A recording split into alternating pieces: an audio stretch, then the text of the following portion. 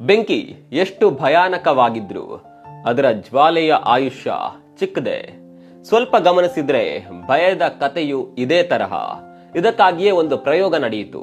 ಈ ಪ್ರಯೋಗದಲ್ಲಿ 3 ರಿಂದ 4 ವರ್ಷದ ಚಿಕ್ಕ ಮಕ್ಕಳನ್ನ ವಿಷರಹಿತ ಹಾವಿನ ಜೊತೆಗೆ ಇರಿಸಲಾಯಿತು. ಆಶ್ಚರ್ಯಕರ ಸಂಗತಿ ಏನಂದ್ರೆ ಆ ಮಕ್ಕಳು ಎಲ್ಲಿಯೂ ಕೂಡ ಭಯ ಪಡ್ಲಿಲ್ಲ. ಅವರು ಹಾವಿನ ಜೊತೆ ಆಡ್ತಾ ಇದ್ರು, ಅದನ್ನ ಕೈಯಲ್ಲಿ ಹಿಡಿದ್ರು, ಮುಟ್ಟಿದ್ರು, ಮುಖದ ಬಳಿ ತಂದ್ರು. ಒಂದು ಮಗುವಂತೂ ಹಾವಿನಿಂದ ಕಚ್ಚಿಸಿಕೊಂಡಿತು, ಆದ್ರೂ ಭಯ ಪಡ್ಲಿಲ್ಲ. ಹಾಗಾದ್ರೆ ಒಂದು ಪ್ರಶ್ನೆ ನಿಮ್ಮಲ್ಲೂ ಬರಬಹುದು, ಭಯ ಎಲ್ಲಿ ಹುಟ್ಟುತ್ತೆ? ಮನೋವಿಜ್ಞಾನಿಗಳು ಹೇಳುವ ಪ್ರಕಾರ ನಾವು ಹುಟ್ಟುವಾಗ ನಮ್ಮೊಳಗೆ ಕೇವಲ 2 ರೀತಿಯ ಸಹಜ ಭಯಗಳು ಮಾತ್ರ ಇರ್ತಾವೆ.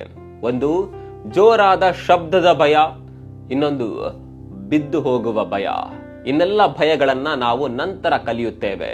ಒಂದು ವಿಚಿತ್ರ ಅಥವಾ ಹೊಸ ವಸ್ತು ಕಂಡಾಗ ಮಗು ಮೊದಲು ನೋಡೋದು ತನ್ನ ತಂದೆ ತಾಯಿಯ ಮುಖವನ್ನ. ತಂದೆ ತಾಯಿ ಭಯ ಪಟ್ರೆ ಮಗು ಕೂಡ ಭಯ ಕಲಿಯುತ್ತೆ. ಅವರು ಶಾಂತವಾಗಿದ್ರೆ ಮಗು ಕೂಡ ಶಾಂತವಾಗಿರುತ್ತೆ. ಈ ಪ್ರಯೋಗದಲ್ಲಿದ್ದ ಹಾವು ವಿಷರಹಿತವಾಗಿದ್ರೂ ಕೂಡ ಮುಖ್ಯವಾದದ್ದು ಅದಲ್ಲ. ಆ ಮಕ್ಕಳಿಗೆ ಭಯ ಕಲಿಸಿರ್ಲಿಲ್ಲ, ಅದಕ್ಕೆ ಅವರಿಗೆ ಭಯ ಇರ್ಲಿಲ್ಲ. ಇದು ನಮ್ಗೇನ್ ಕಲಿಸುತ್ತೆ ಅಂದ್ರೆ, ಭಯ ಅನ್ನೋದು ನಾವು ಕಲಿತ ಒಂದು ಅಭ್ಯಾಸ. ನಾವು ಭಯವನ್ನ ಕಲಿಯುವಂತೆ ಸಾಹಸವನ್ನ, ಧೈರ್ಯವನ್ನ ಕೂಡ ಕಲಿಬಹುದು. ಪ್ರತಿ ದೊಡ್ಡ ಯಶಸ್ಸಿನ ದಾರಿಯಲ್ಲೂ ಒಂದು ಭಯ ನಿಂತಿರುತ್ತೆ.